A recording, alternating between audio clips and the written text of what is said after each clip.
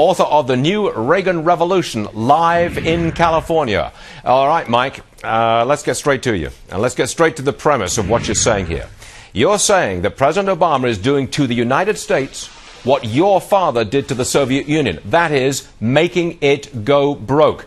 You're surely not saying that President Obama wants America to go bankrupt. Surely you're not saying that. Well, he may not be doing it on purpose, but he's certainly going in that direction. Part of the reason that we won the Cold War was because, first of all, the rhetoric of Ronald Reagan, the evil empire speeches and what have you. The other side of the coin was very early on in his administration, he decided to bankrupt the Soviet Union, devalue their ruble, which ended up bringing Mikhail Gorbachev to the table. I was with Mikhail Gorbachev a few years ago, and I said, you know, Mr. President, how bad was it? Oh, he said, Michael, it was so bad.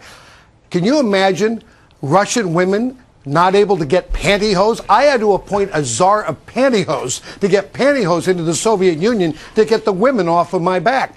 Well, if you look at what you're talking about this morning in the budget, Stu, the reality of it is you have Mike Mullen, Chairman of the Joint Chiefs of Staff, who said in testimony not too long ago, the biggest threat to our national security is our national debt. We're going to be paying $600 billion in interest on that debt by 2012. You have China holds over $1 trillion worth of our debt. The U.S. Treasury holds over $2.5 trillion of our debt. And if somebody wants to undermine the United States of America, don't do it militarily. Do it by the way of devaluing America, devaluing our dollar, and selling off all of those bonds. That'll kill off the United States. Still leaves the question. I mean, if the president doesn't realize where his policies are leading, then he's incompetent. That's a harsh word to use about the president. But, he is incompetent, Stu. But that's not a deliberate driving us to bankruptcy because he's a secret communist or something. I mean, that's a very different argument. But he is doing by incompetence or the fact all he is a community organizer.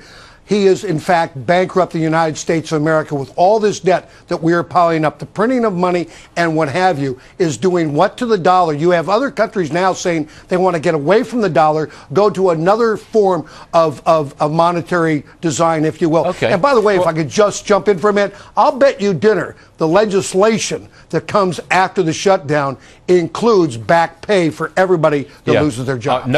No bet, because I'll guarantee you're right on that one. You've seen the Ryan plan. I'm sure you've seen it. Do you like it? And do you think voters will go for it?